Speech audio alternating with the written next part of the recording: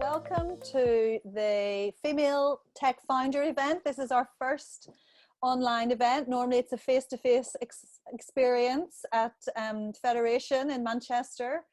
We are absolutely delighted to be part of the Leeds Digital Festival this month. We're really excited. We know we have a lot of people registered to come this evening.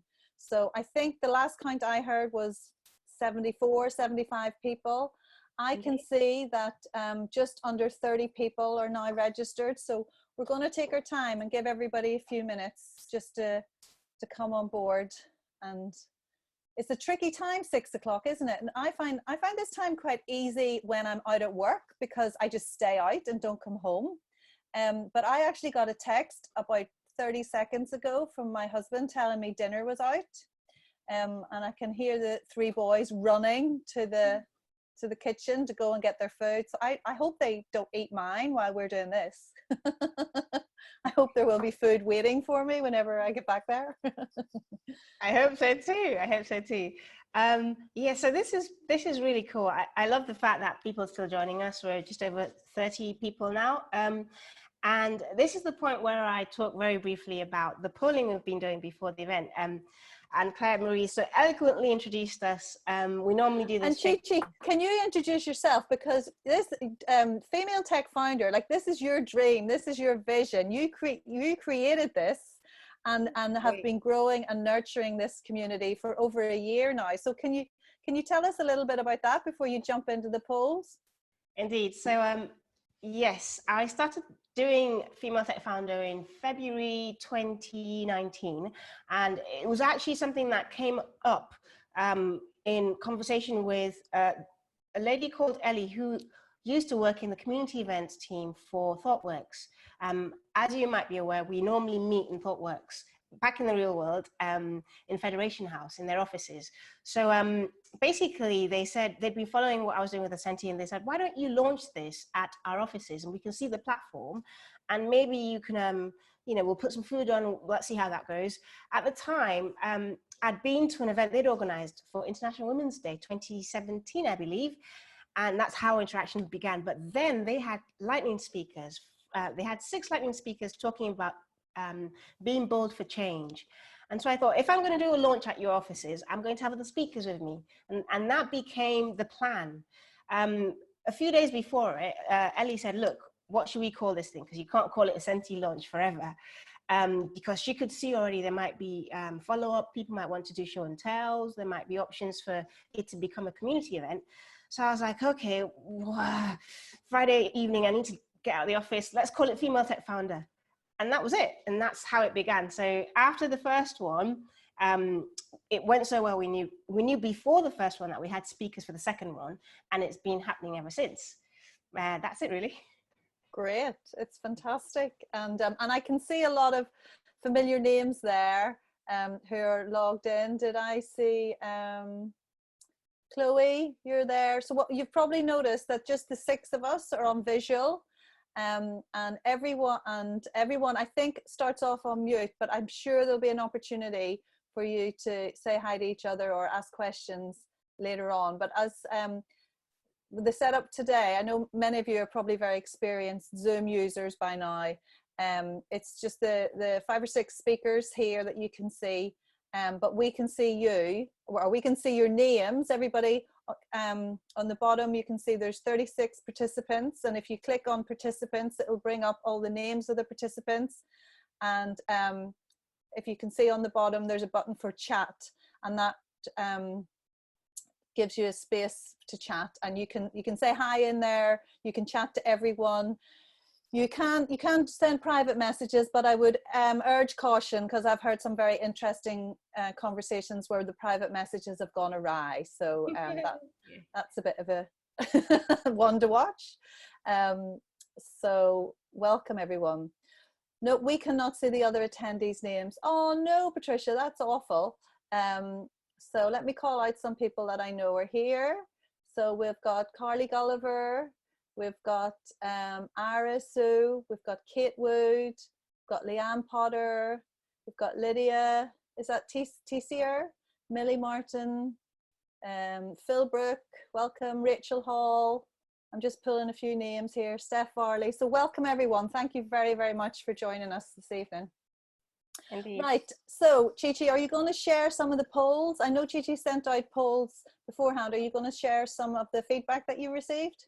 Indeed, I am. So this is the point where I was going to screen share. I don't know if it's wise to do that, but I will read out the results of the polls. I should briefly try screen sharing. If it's completely blank, feel free to tell me to stop.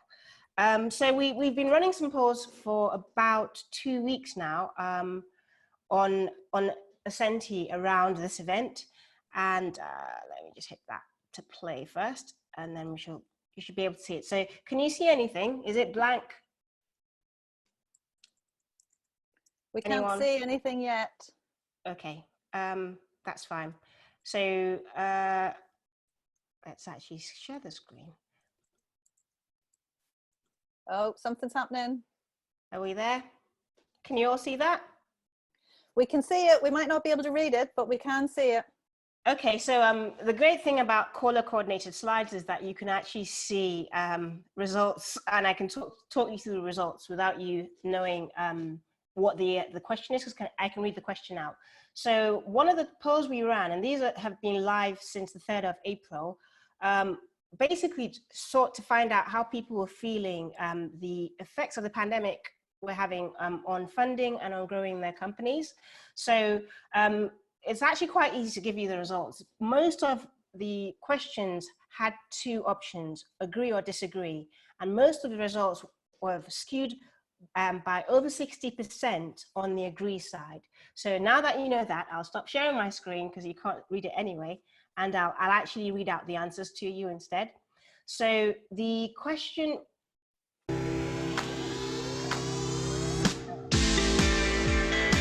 what happened there? Stop there.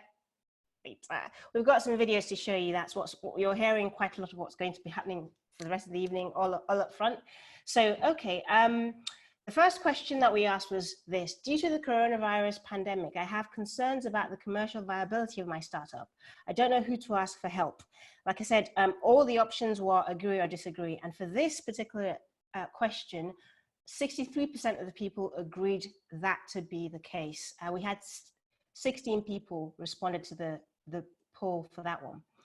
The second question, well, actually more of a point, was this one: I'd like to know how to pivot my startup in the uncertain business conditions brought on by the coronavirus pandemic.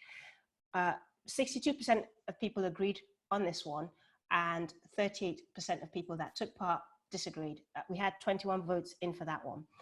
And the next one after that is: I'd like to hear from someone who can advise me on how to keep my startup cash flow positive during the coronavirus pandemic. 63% of people that took part agreed to this, and 38% disagreed. We had 19 respondents for that. Just a couple more now.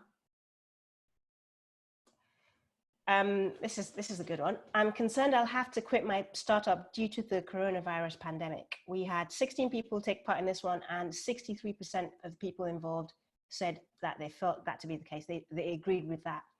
I'm concerned about my startup surviving the coronavirus pandemic, but I don't know what government scheme applies to me. This had one of the highest percentages for people agreeing. 65% of people agreed, and we had 19 votes come in for that one. Pretty much on the last but one. I have received funding for my startup, but I'm concerned I am no longer able to fulfill the terms due to the coronavirus pandemic. 65% of the 20 people that took part in this agreed, and 35% disagreed. Last one, I like this one. It's got the highest scoring percentage of 68 for those that agree. I would like to know how to follow myself. I have a startup, but I'm unsure if the same rules apply. So that's the polls. Sorry, I had to look away from the camera to read them to you. And on that note, I'm going to let Claire Marie introduce the panelists that are taking part in the Q&A and take it away, really.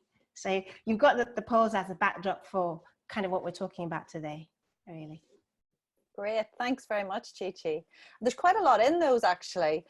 So you may identify with some of those questions in particular, or you may have some of the concerns that they seem to be raising. So before we get started, I'm just going to give you a shape of our session today. We're scheduled to be here for the next until about 8-ish. If we finish earlier, we can finish earlier. We try not to go over where we can. And we've sort of split the session into a game of two halves. So the first one, we're going to hear from three panelists. And that will be, you can see on your screen there, Geseth and Lauren and Rachel. And in particularly, we're going to be looking at how to win with your startup despite the global lockdown, which I'm really intrigued to hear what we're going to hear there. And then the second half, we're going to have a lightning talk from Georgia about what she's doing and the exciting things that she's up to. And in between those two halves, we're going to have a really short comfort break, so you can stand up and wiggle your arms or knit the loo, or if you need a cup of tea or a glass of wine, that's your perfect opportunity to do that. So I'll keep an eye on the time, but again, I said earlier, I don't know about you, but I'm starting to find sitting in this shape the whole day without even having to walk to work or walk back again is starting to take effect on me. So I think we should get started. Well, I'm just wondering if there's a few other things I should point out before we go to the panel. So I know many of you will be absolute pros with Zoom, but for those who maybe aren't, if you move your mouse around, you will see in the top right hand side something that says speaker view or gallery, or it might just be 9 little dots that give you the gallery view, and that changes what you see. So on a gallery view, you'll see the six of us, and if you choose speaker view, the person who's speaking will be the key person on your screen. So you might find that useful. You might have a preference for how you want to see it. I've already mentioned the chat, and I can see a lot of people are introducing themselves in there. Thank you very much, and sharing interesting information. And also there is an opportunity. So do you have something called participants? If you click on participants, does that bring up a list of participants, or can I only see that as a? I've got that. Yeah, and you bound to have it, Chi-Chi. Do other people have it? It just gives you a list of the people who are in attendance, and then there is also, let me check if it's, oh no, I think that, how do you do the hand thing on this? I know I can't find the hand thing where you raise your hand. But anyway, we'll get on. I think that's because we've got slightly different views. So yeah, nobody else can see the attendees other than the panelists, unfortunately.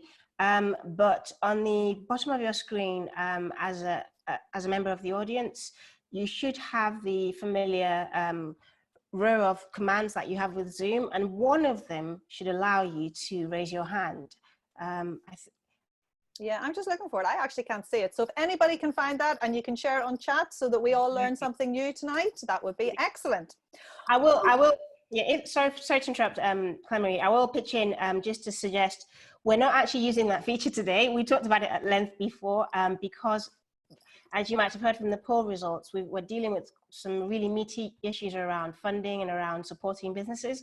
So we'd prefer that if you actually want to ask a question, please type it into chat, so we've got some way of actually tracing back and capturing what people put forward as questions.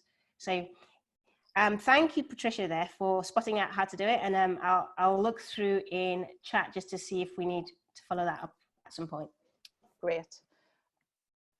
Okay, so let's get started. We're going to invite our three panelists, so Geseth, Lauren and Rachel. And we're going to spend the time on this for the next 20 minutes or so. I'm going to invite each of you to actually introduce yourselves and your organization first, and then I'm going to ask each of you a few questions. You guys good with that? There you go, Georgia. You just take a little break now and limber up for later on. So Geseth, we'll start with you. Would you like to introduce yourself and tell us about your organization? Okay, hi everyone. My name is Geseth Garcia. I'm co-founder and director of projects and learning at Near Life. We are an ed tech company, but my co-founder and I started out in media production, but we also had a background in international development, and we merged media production and our backgrounds with a bit of technology, and we evolved into what we are now, which is an ed tech company. And we deliver innovative, immersive learning online. Great, thank you very much.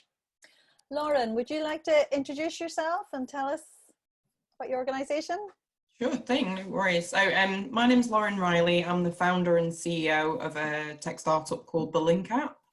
So my background before this was as a lawyer, so in professional services, and that's who we aim our technology to. So we have a digital client onboarding and communication platform that's used by firms to transform their client experience. And yeah, so I'm the professional services side into tech founder side. Hopefully that brings some value to tonight. Brilliant, thank you very much. And Rachel, would you like to introduce yourself and tell us about your organisation? Sure. I run sparkleclass.com and I work as a coach and a consultant, business coach and consultant. I've got ADHD and autism, and I work mostly with neurodiverse people like myself, helping them, you know, with their business, starting a new business, or with their current career and so on. And I work with neurotypical people as well, because I find that the tools and techniques I use for neurodiverse and mentally ill people can also be used by what we call normal people as well.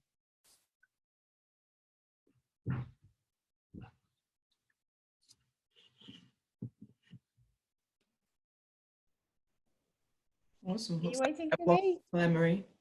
Marie, you waiting for me? Oh, her picture's frozen. How odd. She's frozen. Yeah, I think so. How interesting. Okay. It looks a lot more graceful than I would have had it frozen.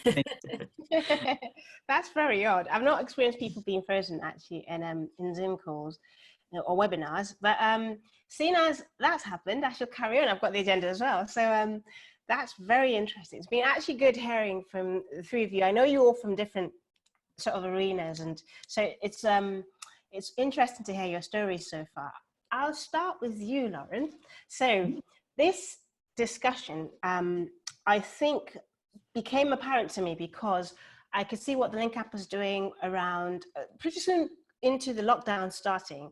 And I thought, this is actually amazing because we can actually show people what you can do. So how have you gone about adjusting to this new way of living and working, and how are you trying to stay your startup through this lockdown? Okay, yeah, sure thing. So I suppose it's a tale of two halves. In some ways, this is, and I guess this would be similar for a lot of businesses, since obviously the focus is on tech. But from a logistical perspective, we actually found it quite easy because we were all, you know, we're born digital and agile, right? So we all could work from home. We all had the right devices, the right mentality, the right, you know, infrastructure to work from anywhere. So that bit was, you know, which is the thing that's been most difficult for our client base, was the easiest bit for us, right? So, you know, we were kind of sitting pretty there, which was great. But then from the industries that we serve perspective, so from our revenue generation and from our customer base, we almost couldn't have been in a worse position because we serve one of the least digital sectors in the entire country. I'm sure it's the same globally, which is the majority of our users are lawyers.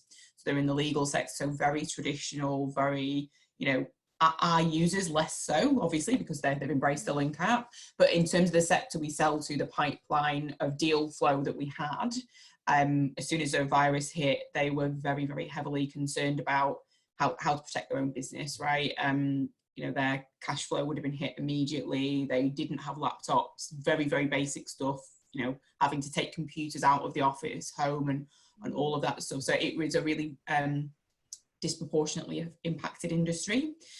So, I mean, we looked at it very, very early on and thought, well, how do we survive this, you know, first and foremost? And we survived by them surviving, essentially. So we tried to wrap ourselves around our obviously our existing user base, we do that anyway, but around our prospects and around the industry in general, what we knew more things than they did, being digital natives and, you know, being a tech company. How do we add value? So it's continuing those relationships. And then quite early on, we made our platform free as well to new users. Now, I think this is something I'm passionate about, and you know, it was the right thing for my company, but I am also quite wary of, because I am also, you know, a realist, and not every startup and not every business can afford to make their technology free, even for a short period, to help their client base through the pandemic. So I'm sort of loath to say, well, that's the answer, everything's free now, and that's a really easy thing to do, because for a lot of businesses it won't be, and of course it will impact our revenue generation. But it's also the opportunity to, we've had some really great PR out of that strategy. So out of supporting the industry, you know, it hasn't gone unnoticed that we've tried to do that to help. We've had a significant spike in people signing up through our website to use the platform. And obviously, you know, in the longer term, you know, that's lead generative. And that's one of the most powerful things you can do at the moment, is make sure you come out of this stronger. And therefore, yes, we'll take an immediate hit on it, but hopefully, you know, our platform speaks for itself, and you know, we're building some really strong relationships with people we'd never heard of in geographies that hadn't used us before, which is great, but mostly with our prospects that were going to use us in any event, but, you know, are now getting a kind of try before you buy. And that strategy, you know, so far looks to have been a winner for us. Very good answer, very comprehensive. I'm going to come back to you, because not everyone knows your history and the experiences you've had actually building the Link apps, but it's actually great hearing that the perspective has been to help first, and because you're doing that and dipping into your pockets to do so, you can already see the benefits from it. You're looking at it very sort of pragmatically and seeing the benefits, even though you intended to actually initially help and to support the community that you're part of. So, similar question to Geseth. How are you pivoting, if that's a word? What are you doing at this stage in your plans with Near Life for actually navigating this lockdown? So in February, we launched an authoring tool so we had made, our tech was tech that we used ourselves to deliver work for our clients. And over the course of the last year, we'd transformed our tech so that we could sell it to clients for them to use for themselves. And in February, we launched that. But then, so we spent all of March really positive. We launched at Learning Technologies in London, which is now at the Excel Centre, which is now the Nightingale Hospital. So that's, you know, feels really bizarre that we were there not long before it had been converted. And March was really positive, doing demos, talking to clients, really excited. March 24th, and everything stopped. Everyone that we'd spoke to, because they had to readjust their businesses to working from home and distancing and, you know, possibly furloughing a huge amount of people. They went from that to, we're not going to do what we thought we were going to do. It's no longer a priority for us. So we'll wait, if that's okay. So while we still have interest, and we're still doing demos and talking to prospective clients, we're doing that in the knowledge that we probably won't get a firm yes for a while. So in the meantime, we're looking at things like, what funding are we eligible for? What funding is out there? We've considered, you know, loans. Do we qualify as a startup? And while it all sounded like wonderful news that we were going to all get this amazing help from the government, it turns out that we don't really qualify for a lot of things. But last year we had put in for the Innovate UK immersive content grant funding, and we got it, and that kicked in the 1st of Jan. So that, you know, so that's been helping us, and we've been doing a lot of R&D around that. So that's been really positive for us. And really, because we have that, we've made the decision not to furlough anyone and to just keep working and keep doing everything that we can now, because we know that eventually either people are going to just resign themselves to working the way we're working now and we just have to get on with it, or the lockdown is going to be lifted and it's going to get back to normal-ish. So, yeah. But things will have to go forward. So we're sort of prepping ourselves to be ready as soon as that green light hits, that we can, you know, make the most of it. So it's kind of like right now is we're baking sort of thing, you know, we're prepping ourselves and we're ready to take advantage of the opportunities when they come out. That's fantastic. Your software, your platform actually helps people sort of go through training in near life scenarios without having to physically be in there. So if you're like training to be an army, someone in the army who diffuses mines, for example, potentially they could use your software and learn how to do that in a, you know, a war-torn environment, but then step away from the computer screen and go back to normal life. So potentially you've got opportunities now. How has that come across with you talking to people in this interim time? Yeah, so well, one of the main things is that we use the way we've developed the software and the way that we develop the content through it is through filmed scenarios, but we can't do any filming. But so we're exploring different ways that you could do it through animation or looking, you know, just different ways of being able to make the software takes your content and makes it interactive. So from the production side of things, that sort of stopped. But you could do it in many different ways depending on the story, obviously. If you weren't doing something so elaborate as a minefield, but you wanted to do some sales training or customer service, an individual could actually film themselves on their mobile phone and then create an immersive game that they could share with other people. So it just depends on the type of learning you want to do and the story that you want to tell, and then having the creativity to make the content yourself in order to do that. So so those sort of things. We have big clients that want to do amazing things, but then there's a lot of people out there that have learning content that is still relevant, but they don't know how to make it interesting enough and compete with other learning content that's out there. So that's how our software goes. Hello, Claire. Okay, that's actually fascinating. Whilst Claire-Marie kind of gets back in, I'll just move on to, thank you, Geseth, that was amazing. Because I think as I was listening to you, I thought, oh, there's opportunity here. Maybe I need to suggest a few things to you on email. Because that's actually the reality of what we're going through. I think Lauren's caught onto it quite quickly, that opportunity is actually hard work and you have to make some sort of commitments to invest. But there's opportunity opening up, I guess, for people that traditionally use sort of online learning systems at universities and at different, you know, sectors to where you might have previously focused, might be willing to speak to you guys. So we'll take that on email. I'll just ask Rachel to join in now. So this is an interesting question, Rachel, because we talked about this at length. You're not a tech founder in the way that I am, because I'm a developer, but you work with tech people and you've done that for a very long time. And your perspectives as well, with your experience and your history kind of work, is really, really valuable for this community. And so I'll ask you the same question. How are you looking at winning despite this global lockdown that we're in?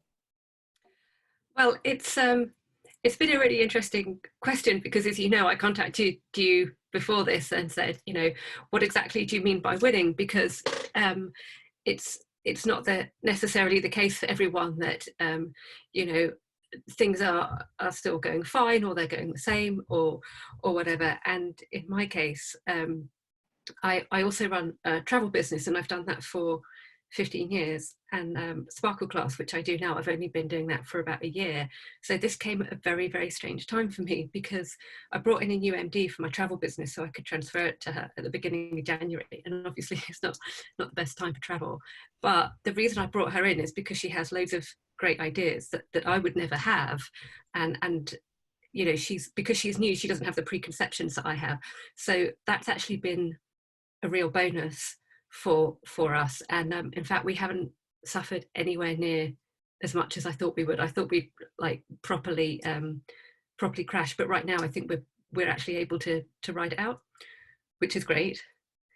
And for Sparkle class, that's quite an interesting one, because I found that because I'm neurodiverse, that means I have one or more conditions. It means I don't think the way everybody else does. And in my case, that's autism and ADHD. And for people like us, we kind of cope better in a crisis than a lot of people. And there's lots of reasons for that. We're born problem solvers, because our whole lives, all the coping strategies, that's a form of problem solving. So we're kind of used to that. And because, especially people, you know, my age and older, we've had a lifetime of developing those. And when it comes to things like, you know, the lockdown and everything, that is very tough on some of us, and some people like me are finding that quite difficult. But there are others who are kind of just adapting. I mean, things like social distancing for an autistic person, you know, going to the supermarket is how I like it. People stay away from me now, which is what I've always wanted.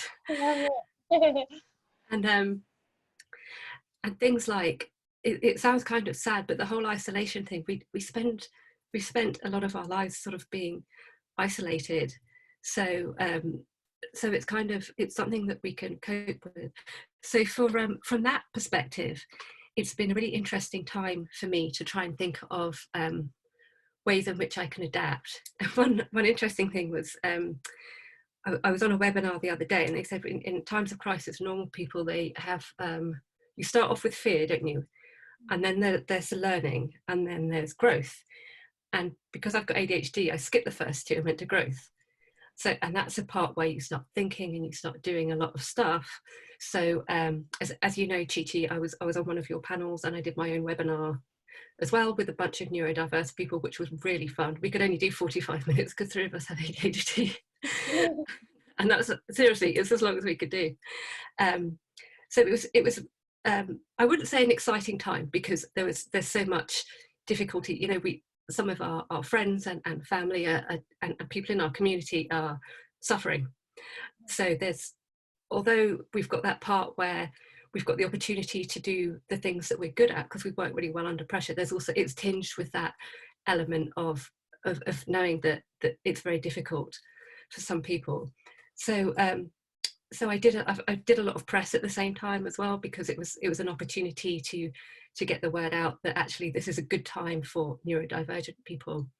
And then what happened was that I crashed and burned because I was doing too much, and people tell me I'm doing too much and I don't listen to them.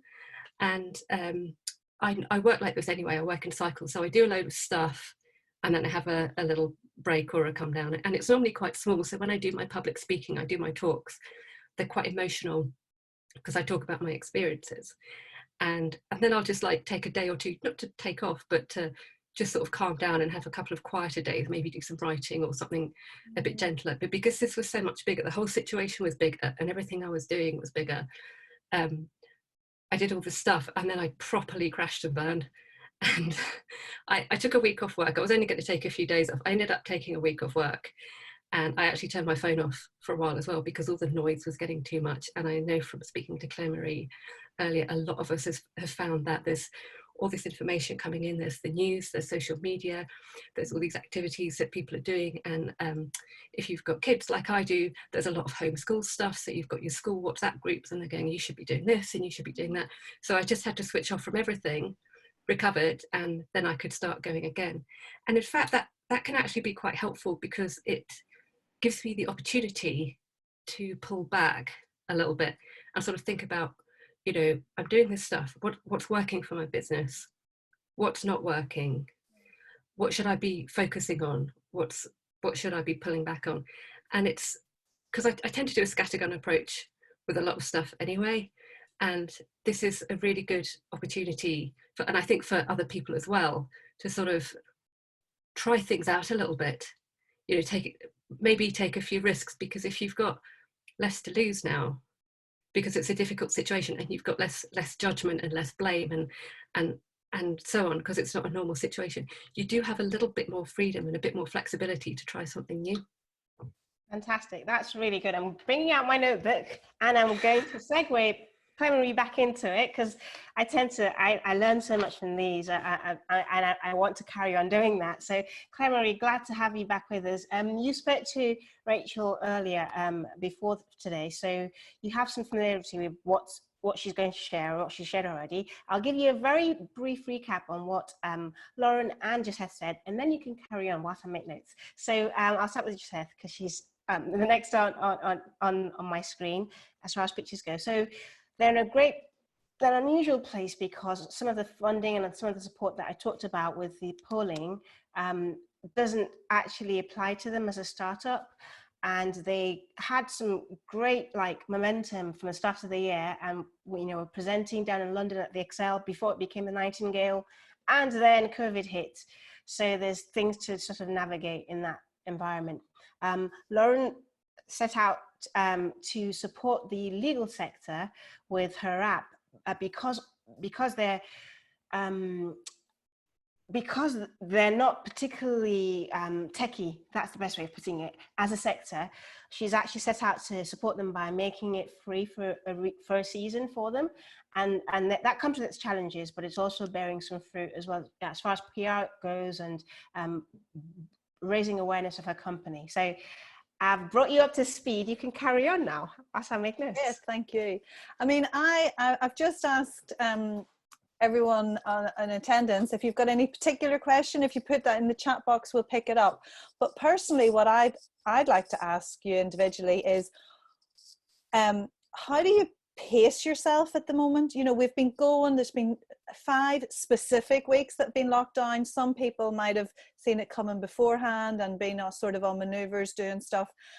Every time we listen to the news, we hear that it's going to be longer, but we don't have a specific endpoint. I think most people can deal with anything if they know how long it's for, and they go, it's okay, I have to do it for 2 weeks or 2 months or 2 years or whatever it is. And you sort of go, it's this big, right? We have to stretch that much. Where you are now, what are you finding on a personal level is really helping you and helping your people as well? So I'm going to come to Lauren first. It's a really interesting question, and some good points you made while asking it. I think, I am supported by a quite senior board, and they in turn sit on a lot of other boards of tech and non-tech startups. So from the outset, I think I was painted a pretty bleak picture of what this was going to do for business. And I'm quite an optimist, so that wasn't my favourite thing, and neither is not leaving the house, because I'm hugely social, and I get my energy and my sort of bounce from other people. So it's kind of a bit of a personal challenge of mine. But yeah, so I imagined and was told, and from a board perspective, had to prepare for this to be quite a long haul thing, because my business isn't impacted by the lockdown specifically. That's actually not what's it's the financial ramification of the economy on the service sectors. So yeah, it's not been like I've sort of thought of the short term and thought, right, okay, well, if Boris says we can go out in 3 weeks time, that's it. For us, this is going to be quite a long-term strategy. So I think that's helped planning and pacing for that sort of the 3-4 months might be the sort of free trial window we give during the crisis, but that the ramifications of this are going to be longer term. That's not helping personally though, because unless anybody's got the crystal ball and we are going to know when we sort of get to go out and about, I am then working back from that timeline on what I can achieve for the business in there. And I'm obsessed with the word projects, which has never really been in my vocabulary. I was always run at walls and just get everything done now, run around. And I've kind of, it's made me stop and made me think, well, what projects from a development perspective can we achieve in this? I'm sort of thinking about a 3-4 month window. Doesn't mean that it's all over by then, but that feels like a good use of my time, and that's as much as I think we can really plan as a business in this phase. So what development projects have we wanted to do that we maybe haven't had the resource internally? And I don't mean cash, I mean energy and time and commitment to. So that's what I've been looking at. And then as a result of that as well, a lot of our potential partnerships and things that we should always have been doing but never had capacity to do have fallen back onto our plate, and that's quite a positive thing. And again, I'm looking at everything in like a 3-month chunk. Personally not helpful, but professionally that's how I've dealt with it. Thanks, Lauren, that's really helpful. And I would agree with you. I see a lot of business leaders chunking it, and I've used that word chunk as a technical term. You know, there's this chunk, like we've done a chunk, it feels like, and we're in a new chunk, and then there will be more chunks. And I think from a business plan and business continuity away,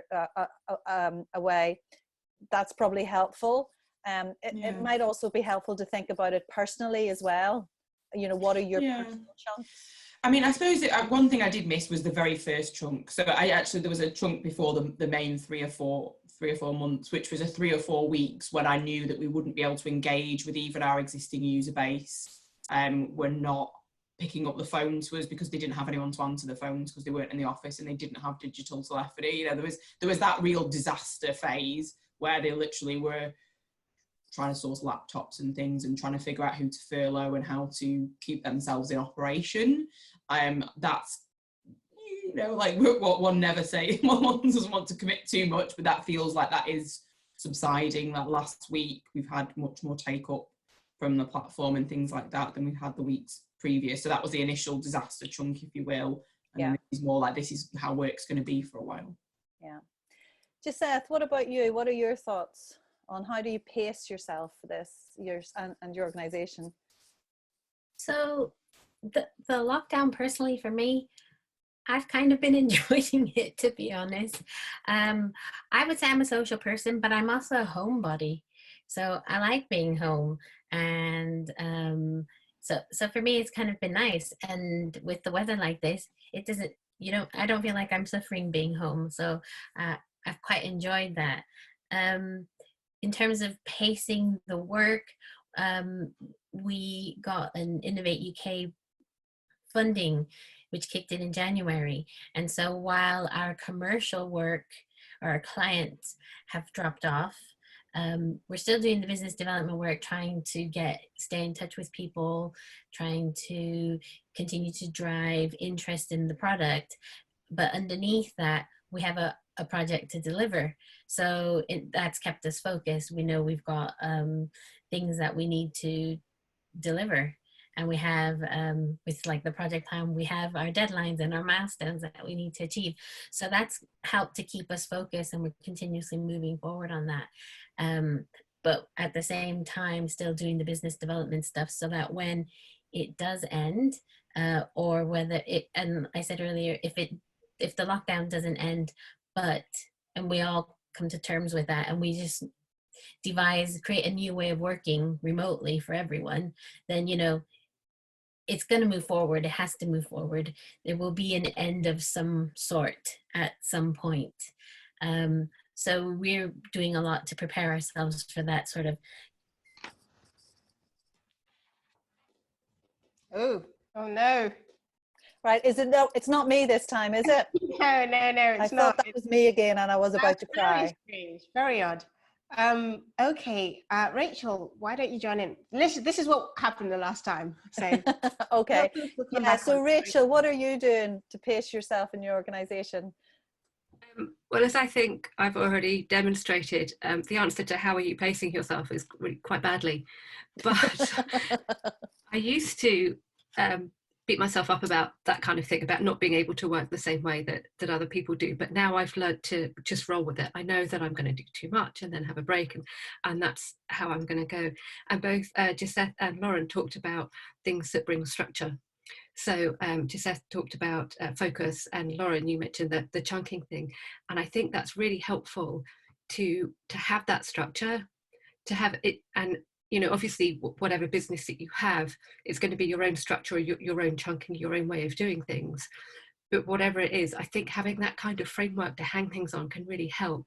Because Claire Marie, you mentioned how hard this uncertainty is for people, and I think that a lot of people don't realize how stressful that is, because it's not an obvious stress. You know, normally we think of stress as being people talking to us, or a deadline, or stuff that we've got to do, or you know, in my case, too much noise or something like that. But I think this uncertainty, it's quiet, and you can't see it, but I think it can be causing so much stress for a lot of people, because we can't plan, and we can't say, what am I going to do next week or next month, or you know, for some of us, next year. So I think it's important to recognize that we do have that stress of the uncertainty. And in terms of pacing myself, I am fortunate in that I have a lot of flexibility, so I can change that. And what I'm doing at the moment is using some of this time to sort of think about my strategies, and the different ways I can do things, and the different things I can learn during this time as well. Because I don't have a great deal of time, but I found that doing something new helps with that stress, just to learn something new, because it means I have to shut everything off. So what I decided to do, I started taking voice coaching lessons, which I do online. I have a singing teacher who does it, because a lot of autistics have a tendency to talk in a very flat voice. And if we were doing this 6 weeks ago, you would have noticed that my voice doesn't modulate a lot. Right. And you've probably noticed as well, I tend to talk too fast when I'm nervous. So having this voice coaching, it's ostensibly for me to do a better job with my public speaking and my training workshops and the things that I do. But I started it now because now is the time where I need that. I suppose, like the other said, it's that focus and that structure to help with that stress. And it's, for me, it's a form of self-care, because I'm doing it for me. I've got that lesson every week where I have to shut the door, and I have to practice, and I have to learn something, and I've really been enjoying it. Brilliant. Oh, interesting. This is, everyone else is doing yoga or Joe Wicks or something else, and and it sounds like you know, a really good idea. I'm thinking, I'm sure I'm supposed to have done voice coaching at some point. Maybe that needs to go back on my list. Listening to the others speak as well, it reminded me that like I created a little personal routine for myself, which I didn't speak about, but I think that's been super helpful. And I don't know about anybody else or people who have been or are being furloughed, but I mean, work has just kept me going through this, because the delineation between my personal life, these four walls, and the same four walls, but working and keeping that structure of only working like during my working hours, which are not everybody else's working hours anyway, but kind of keeping that, and then the weekend and starting my day doing the gym and stuff like that is just absolutely, and I'm not really a routine sort of a person, but it's absolutely really helped, and from the yoga and the running and stuff like that. Geseth, we lost you there for a bit, but you're back. Is there anything else you wanted to add before you got cruelly cut off? Well, when Lauren answered her question, she mentioned her board, a very supportive board. We're very lucky to have that as well. And because we had investment funding at the early bit of April, I think it was about a year ago this month, we're still very much involved with our investors. So we have regular meetings with them, and they're very clued into what's going on, what funds are available, what loans we may qualify for, which ones we won't, so not to go down the rabbit hole of pursuing something. So that's been very useful. Also, our accountants have been amazing.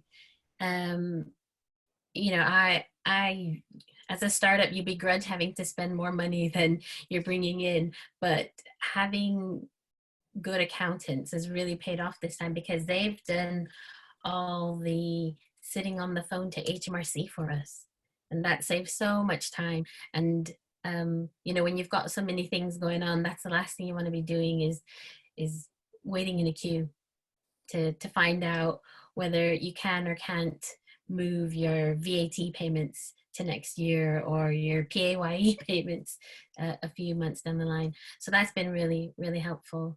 Yeah, this is where you realize your sort of business infrastructure, support infrastructure, that's what you're paying for, isn't it? They're starting to earn their money now, and yeah, you're going, oh, thank goodness I had that. Yeah, absolutely.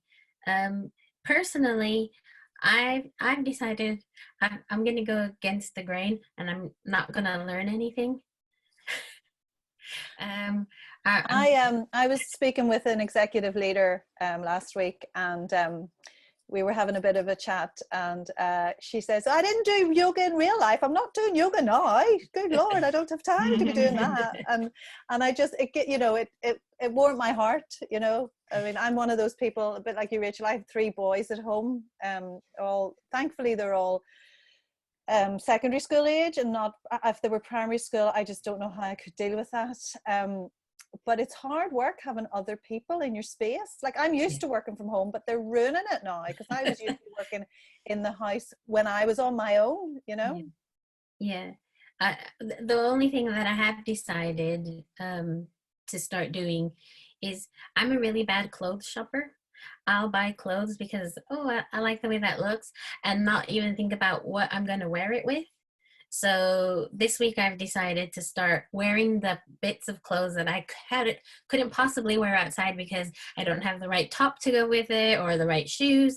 But now it doesn't matter. So I'm wearing, my outfits is like I'm a 4-year-old now, because they don't match, but I like them. So fabulous. I love that. Fabulous. Okay, so we're coming to the end of the panel. We've been keeping an eye out, but I don't think, Chi, we've spotted any questions in the chat box. Have we? No, not at all. But is anybody listening? If you would like to ask the panel a question, and we'll run the risk, just unmute yourself and tell us who you are and ask a question. Everybody nice and shy? Can they unmute themselves?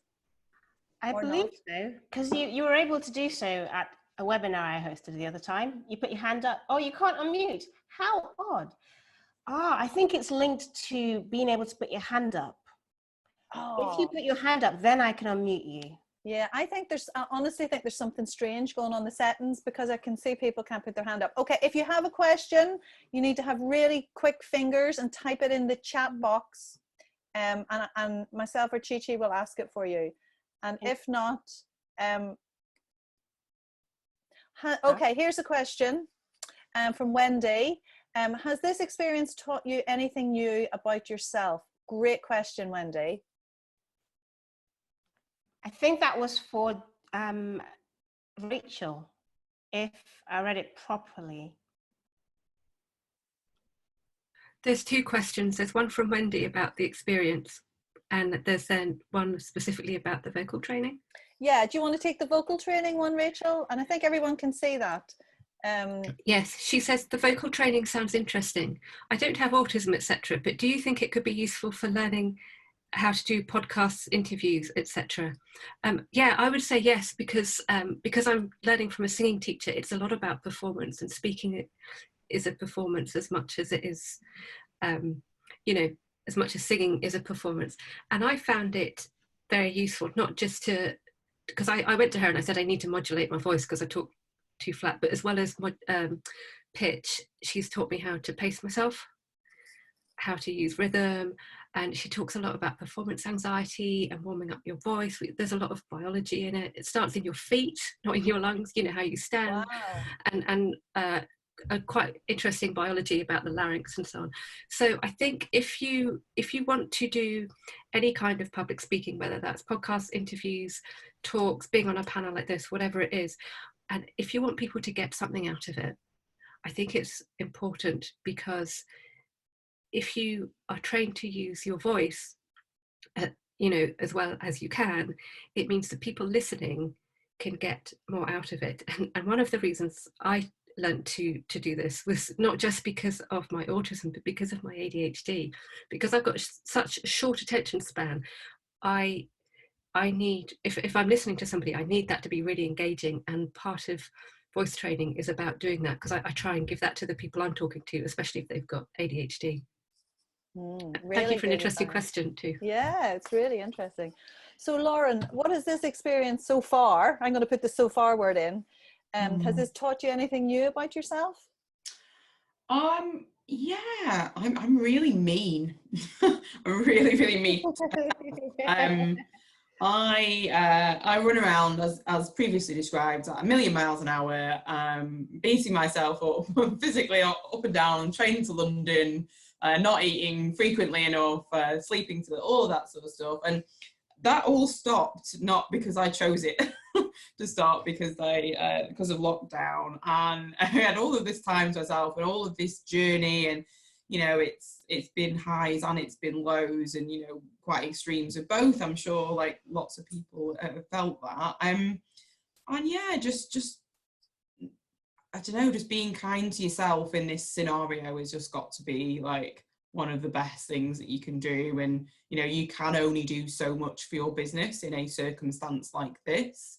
And yeah, so just appreciating that, making the decisions promptly, and just rolling with them, and yeah, giving yourself that extra space that we've all now inherited, because that lady that didn't have time for yoga, she now does have time. Whether she wants to put it to yoga or not, that's entirely up to her.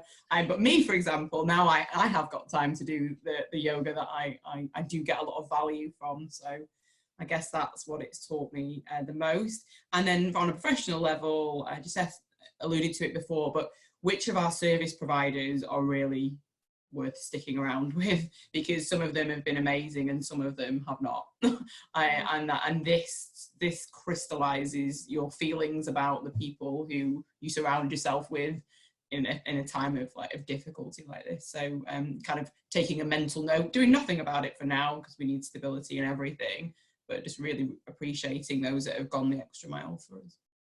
Yeah, that's I've heard quite a few organizations talking about that. You know, people will remember who stepped forward to help at this time, and who stood clear, you know.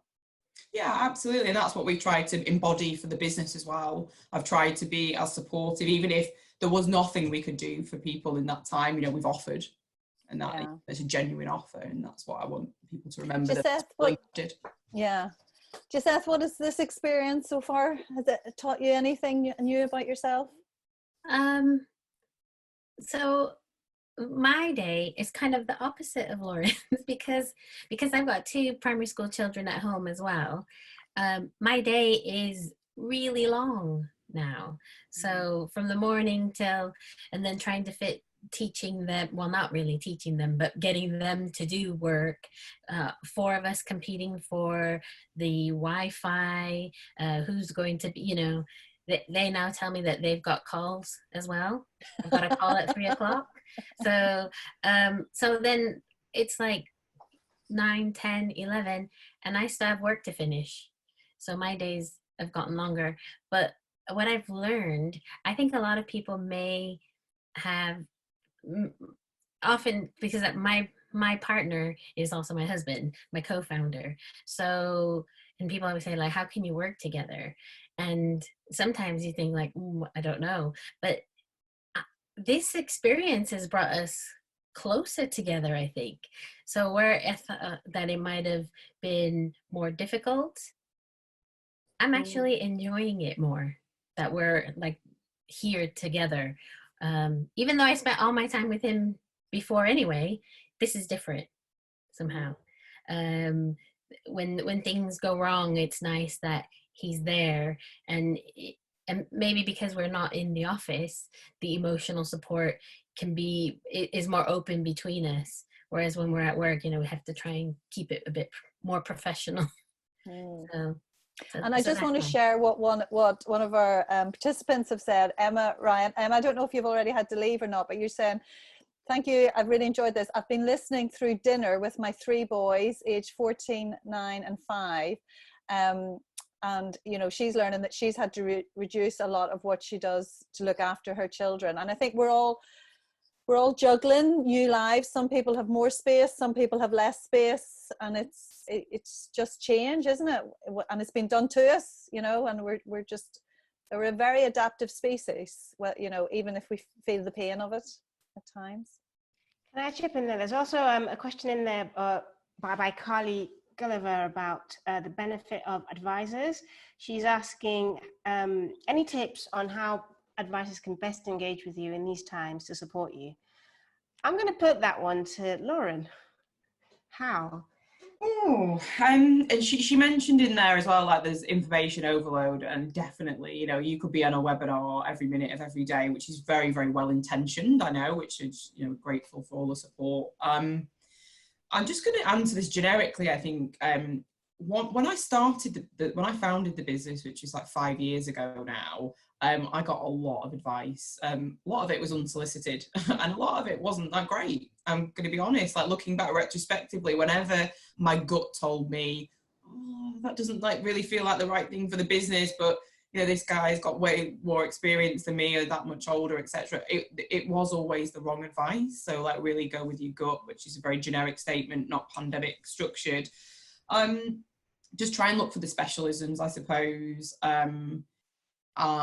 We're fortunate, like Geseth, we've raised investment, and those people have access to directly into HMRC, directly into the British Business Bank, so that if they ask the questions, they get the answer and aggregate information way better than we could. So think about who is in your network that might have those direct relationships to ask the difficult questions about whether, you know, as startups were eligible to this funding or that funding. By going straight into them, they are kind of aggregating data for their portfolio and asking those questions.